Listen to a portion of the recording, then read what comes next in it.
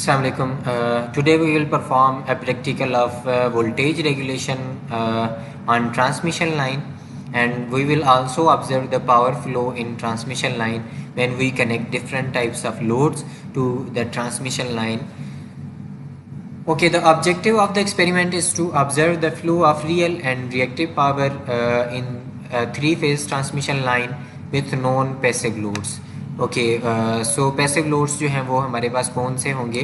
Passive loads एक resistive load होगा, inductive load होगा, कैपेसिटिव लोड होगा. तो ये हमारे पास पैसिव लोड्स होंगे और हम जो है रियल और रिएक्टिव पावर का जो फ्लो है वो देखेंगे. ये हमने प्रीवियस जो लैब है उसमें भी देखा था कि then we will observe the voltage regulation at the receiver end as a function of the type of load. कि जब हम different types of load connect करते हैं तो फिर ट्रांसमिशन लाइन की वोल्टेज रेगुलेशन क्या है.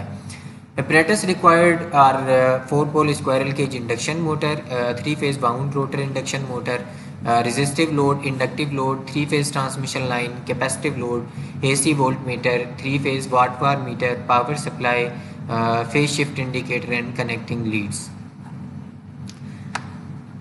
ओके ट्रांसमिशन लाइन की अगर हम बात करें we have 3 types of transmission line. One is short transmission line and the second one is medium transmission line and the third one is the long transmission line.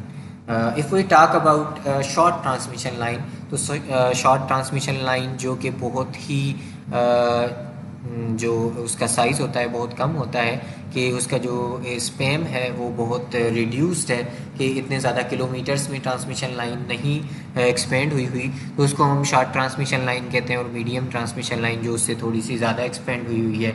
And then last one is long transmission line.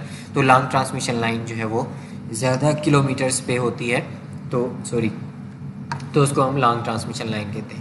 In case of short transmission line, we have only 2 parameters.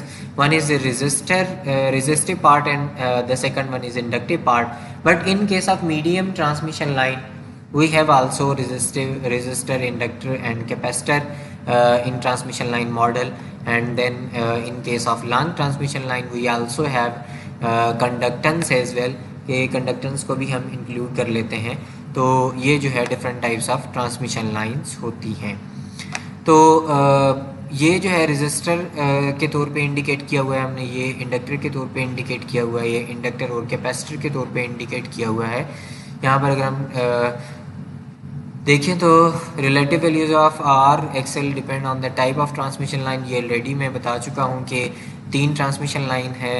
Weather the transmission line is short transmission line, whether the transmission line is medium transmission line और the transmission line is long transmission line. तो उस पर depend करेगा कि resistive part होगा, inductive part होगा, capacitive part होगा या तीनों पार्ट्स जो हैं वो इंक्लूडेड होंगे. Okay, let's discuss about the voltage regulation. Let's discuss the definition of voltage regulation. General definition of voltage regulation.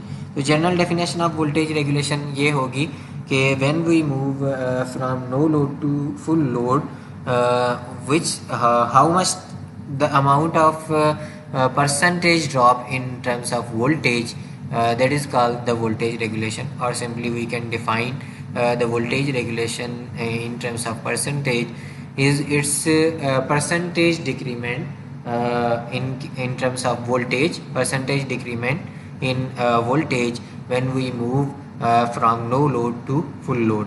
कि जब हम नो लोड से फुल लोड की तरफ जाते हैं कितने % डिक्रीमेंट आया है वोल्टेज में, तो उसको हम क्या कहते हैं वोल्टेज रेगुलेशन या परसेंटेज वोल्टेज रेगुलेशन.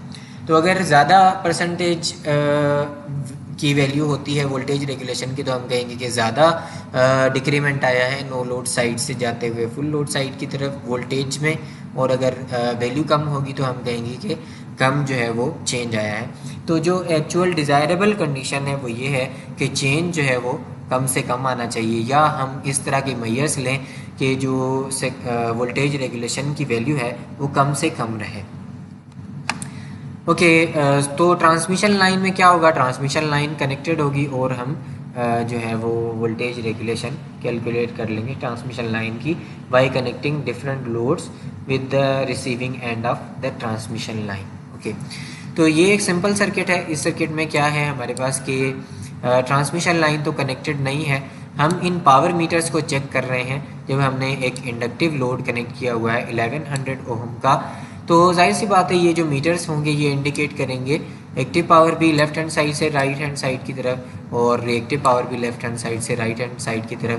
یہ واٹ وار میٹر ہیں, اس کے اندر دونوں میٹرز جو ہے وہ بلٹ ان ہے.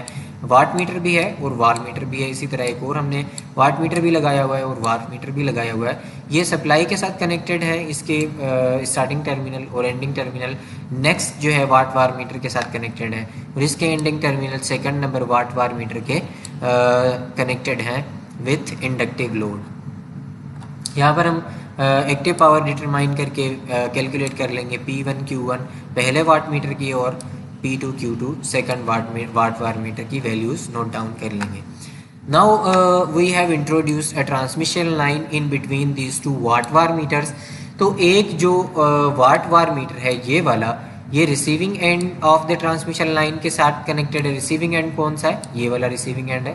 تو receiving end of the transmission line کے ساتھ کنیکٹڈ ہے اور یہ ٹرانسمیشن لائن کے جو سینڈنگ اینڈ ہے جس کو ہم سینڈنگ اینڈ کہیں گے. One is receiving end another is receiving end. تو سینڈنگ اینڈ کے ساتھ یہ واٹ وار میٹر کنیکٹڈ ہے.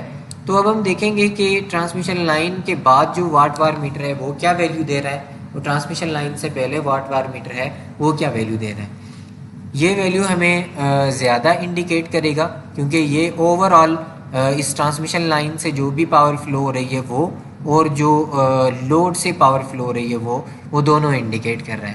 بٹ یہ واٹ وار میٹر جسٹ جو لوڈ سے ریئیکٹیو پاور فلو ہو رہی ہے وہ انڈیکیٹ کر رہا ہے اور یہ جو ٹرانسمیشن لائن سے پاور فلو ہو رہی ہے وہ ویلیو نوٹ نہیں کر رہا.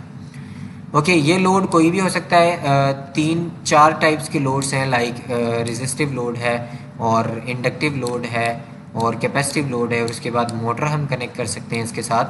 تو ٹرانسمیشن لائن کنیکٹڈ ہے.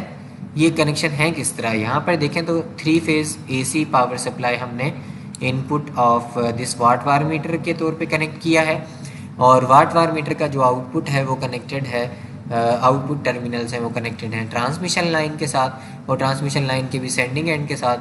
ٹرانسمیشن لائن کا جو ریسیونگ اینڈ ہے وہ کنیکٹڈ ہے واٹ وار میٹر کے اسٹارٹنگ ٹرمینل کے ساتھ اور واٹ وار میٹر کا اینڈنگ ٹرمینل کنیکٹڈ ہے لوڈ کے ساتھ. ٹھیک ہے تو یہ ایک سمپل سرکٹ ہے اور لوڈ ہم چینج کرتے رہیں گے.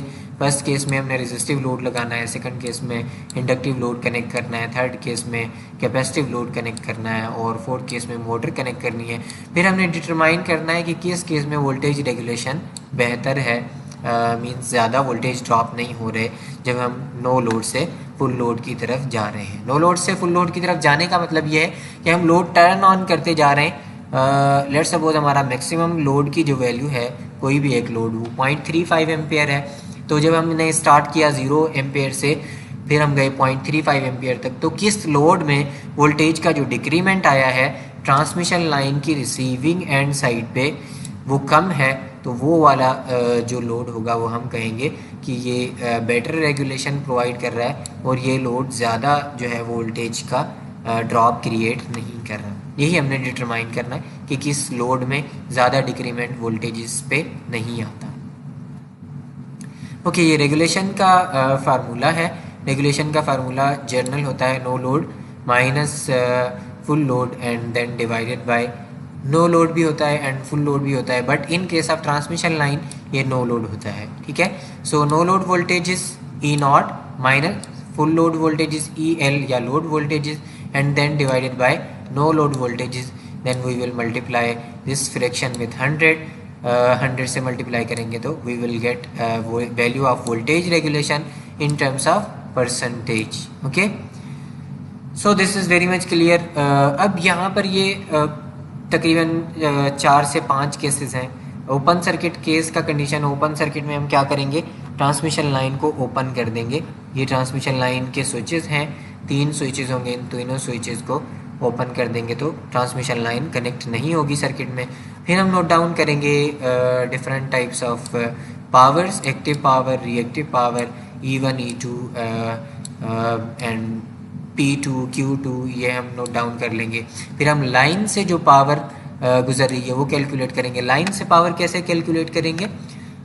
جو ہمارے پاس P1 ہے اور Q1 ہے, ایک P1 Q1 ہے اور ایک ہمارے پاس P2 اور Q2 ہے. میں نے آپ لوگوں کو بتایا کہ P1 زیادہ ویلیو ہوگی اور Q1 زیادہ ویلیو ہوگی as compare to P2 Q2. تو ہم کر لیں گے P1 مائنس P2 اگر ہم کر دیں تو ہمارے پاس جو ٹرانسمیشن لائن سے پاور گزر رہی ہے وہ ہمیں مل جائے گی, کیونکہ P1 جو ہے اوور آل پاور ہے, اس میں سے اگر ہم مائنس کر دیں لوڈ کی پاور تو ہمیں ٹرانسمیشن لائن کی پاور مل جائے گی. یہ میں نے پہلے ہی بتایا تھا کہ P2 جو ہمارے پاس پاور ہوگی وہ لوڈ کا پاور انڈیکیٹ کرے گا, یہ نہ کہ ٹرانسمیشن لائن کا پاور. اور یہ دونوں کا کمبینیشن کا جو پاور ہوگا, لوڈ کا بھی اور ٹرانسمیشن لائن کا بھی, means over all power indicate کرے گا.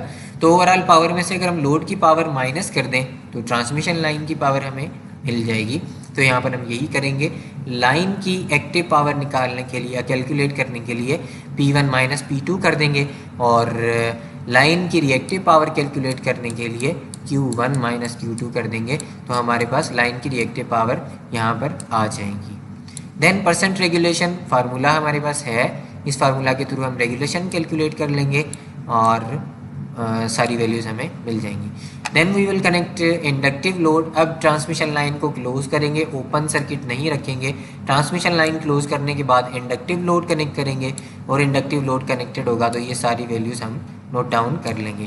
اسی طرح سے ریزسٹیو لوڈ کے کیس میں ساری ویلیوز نوٹ ڈاؤن کر لیں گے. کیپیسٹیو لوڈ کے کیس میں ساری ویلیوز نوٹ ڈاؤن کر لیں گے. موٹر کے کیس میں, and then we will short circuit this transmission line, and then we will calculate or we will measure active power, reactive power and different voltages and currents.